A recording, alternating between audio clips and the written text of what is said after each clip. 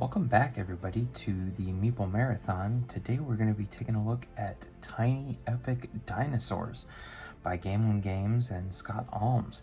Now this is in their Tiny Epic line. You can see that it is their standard small box here, and this is essentially a worker placement game where you are running a dinosaur ranch in order to raise dinosaurs and then sell them off to meet contracts and things like that and gain victory points.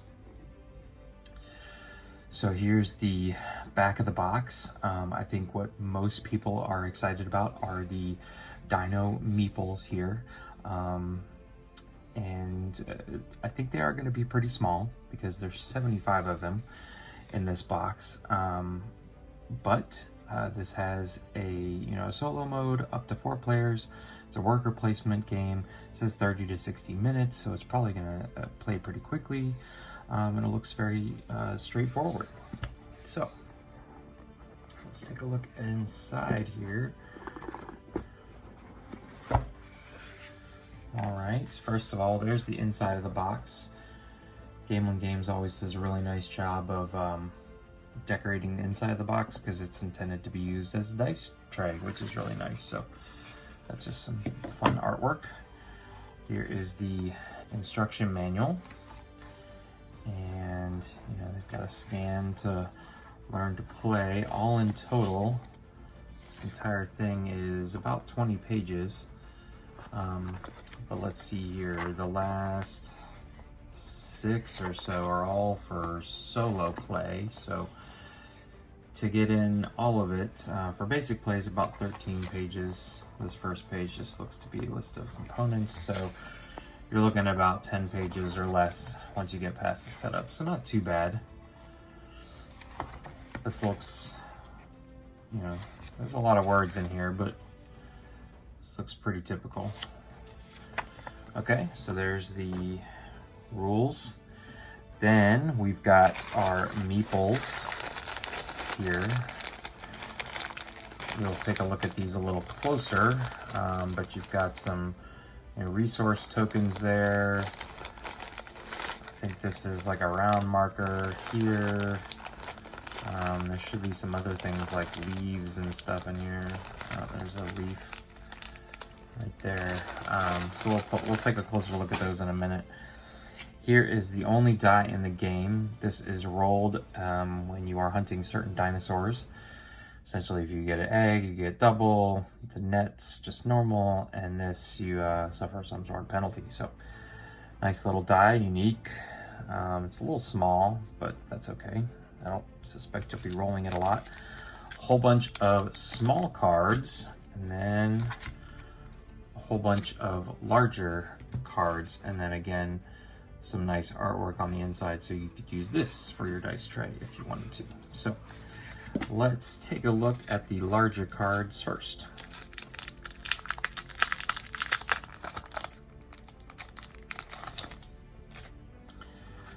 All right, so if I remember correctly, these are essentially your worker placement options. So I can't quite get it all in on one go here, but you get the idea that essentially you're getting resources, here you're getting barriers, here you're getting more contracts, things like that. And this is the one that where you roll the dice. Here you can see that if you go to get a certain Stegosaurus or a Raptor, Brontosaurus, Allosaurus, you got to roll this die. Now, essentially, the way the worker placement aspect of it goes is that if you put your person there and you're the first person to go, you just have to put one worker now. After that, though, if you are the second or third or subsequent player to go, you can go there. It's not like many worker placement games where that space is just blocked. You just have to send an additional worker. So if there's already one person there, you have to send 2. If there's already 2 people there, then you have to send 3, and so on and so forth. And I believe you're only looking at the highest number of one particular player. So if like blue goes there once and then red goes there and puts 2, you only have to put 3 if you're, say, green. And there's also a grande worker, I believe, in here somewhere who counts as 2, kind of like viticulture, where the grande worker can go where people already are. So these are double-sided. You can see that these all say 1 to 2, 1 to 3 on them.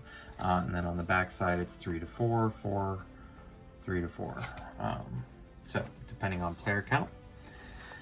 This is final scoring. Okay, so here's the round tracker. Essentially, they have the phases listed out here nicely. The round, in round 4, you're going to gain an extra additional worker. And if you do take that hit from the die, wherever it went, here. So if you do roll that, you end up having to put your people in the medical bay. So these are the colors blue, green, orange, and purple for the players. All right, let's see here. This is simply a card to hold the research cards. It appears to be exactly the same. 2 and 7, 2 and 7. They also have one for the contract cards, public and private. Again, this appears to be exactly the same on both sides. Then there are 4 different rancher maps. Now I believe these are, these appear to be all unique, which is kind of fun. And they're all double-sided as well.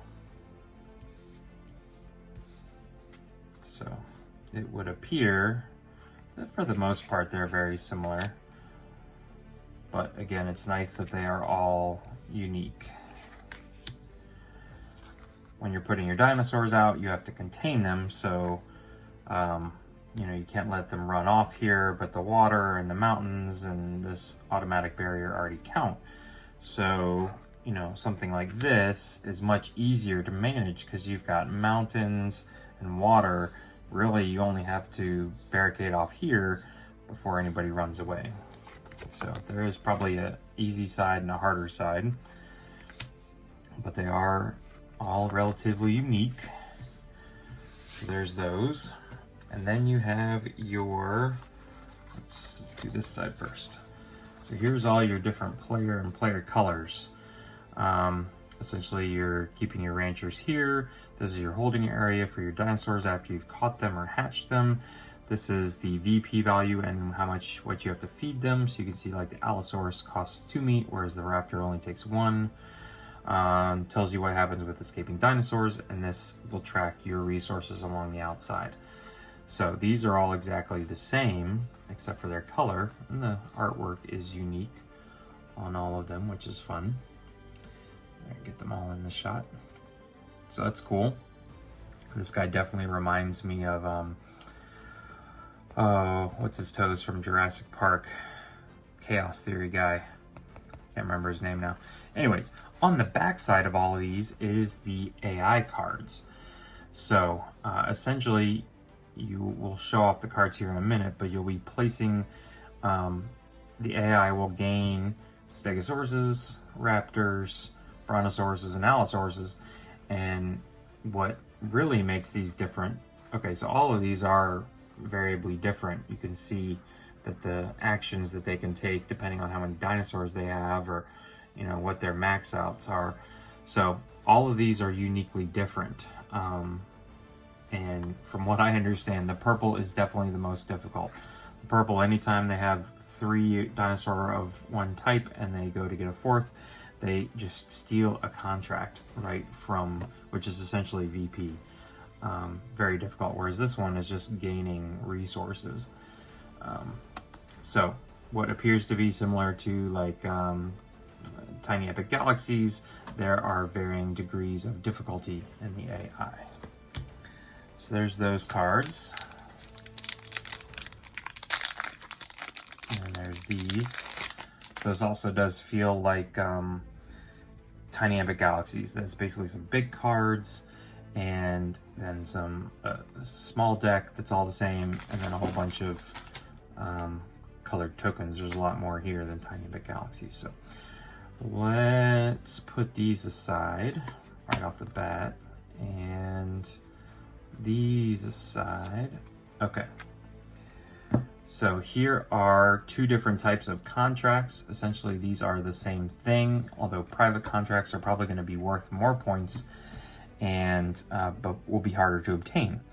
So anytime that you have this count of dinosaurs in your ranch, you can trade them in, turn them back into the supply to fulfill this contract, and you get this 14 points towards end of game scoring.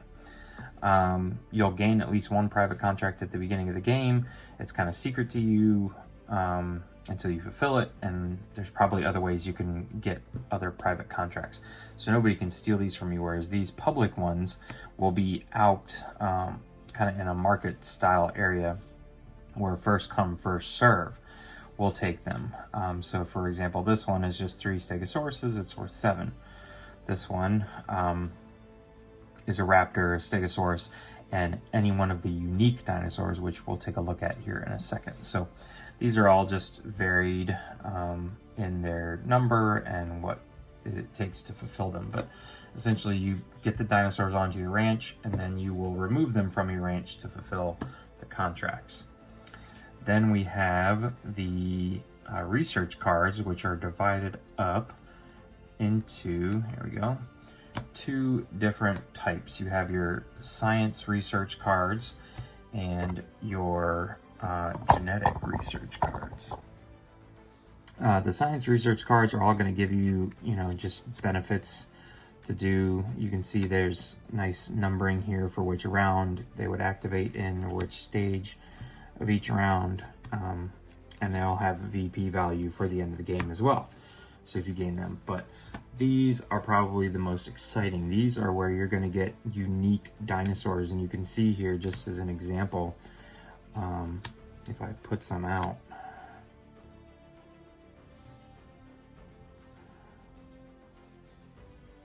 there you go. You can see that each one of these is unique. The shape of the dinosaur is unique. So the basic dinosaurs are all one of 4 shapes and one of 4 colors, but all these purple ones are all uniquely different. So some people may complain that they need to, when you draw this card, you need to shuffle through a pile of purple dinosaurs and find the right one. It may not be that big of a deal as long as you have a purple dinosaur on your mat, but it's fun that they have these unique dinosaur meeples. Dinosaur Island, which many people are comparing this to, have only one type of dinosaur. It's a pink, I think it's actually a stegosaurus maybe, and that represents every single dinosaur in the game, unless you've done like some of their upgrades and stuff like that. So it's cool that essentially you can gain this research card. You are going to gain that dinosaur to have on your ranch. While you have it on the ranch, you are gaining this these specific benefits on the card. But if you ever trade in that dinosaur to make a contract, you have to trade in the card as well. So I'm pretty sure that's accurate. So you're going to lose like 2 VP, 3 VP. So, it's kind of a decision, a strategy decision at that point as to whether you want to give up the VP and the benefit to fulfill the contract. All right, and the last thing we're going to take a look at here is all of these cute little meeples. Now these are pretty small, but it is a tiny Epic game. So there you go. Let's see if we can find the unique stuff here. Here's a first player token. Here's a round marker. Here are the little barriers that you're going to have to place into your park to keep, like, say, the meat eaters separated from the plant eaters. Here's your supplies resource. Here's your plant resource, and I'm looking for a meat here somewhere. Here's a meat. There's a meat resource. So those are nice. They're like screen printed. And then you've got a whole bunch of blue guys here. There's some of the blue guys. You have a whole bunch of raptors here. So there's some of the raptors. A whole bunch of stegosauruses, little guys.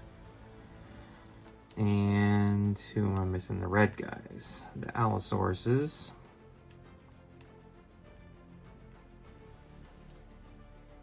So there's some of those. And then you have all of these unique purple ones that are all a different shape. Like here's that Loch Ness monster looking one that I just noticed.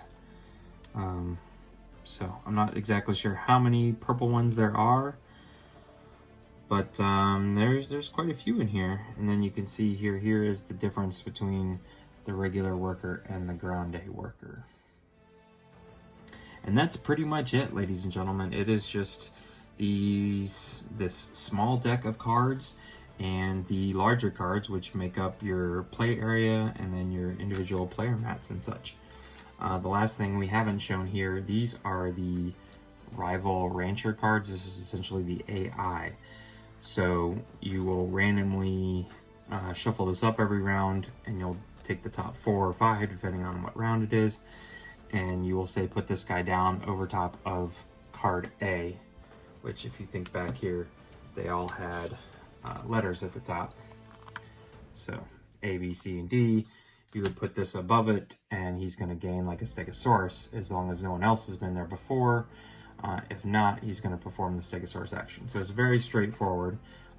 There is a little bit of stuff that you have to do for him, but essentially having a card on A means it's as if he has a person in every space on A or B. So you'd have to, if you went to B first, you'd have to double up your workers to go anywhere on B. So from what I understand, playing against the AI is pretty tough, but that's what we're going to take on here in our next video featuring tiny epic dinosaurs is the solo mode. So we'll see if we can't take care of business against the rival rancher. So keep an eye out for that. If you enjoyed this video, please consider giving it a thumbs up. If you'd like to see more videos like this, or you'd like to be notified when the next Tiny Epic Dinosaurs playthrough video launches on YouTube, please consider subscribing to the channel. Once again, thanks for watching. Have a great night.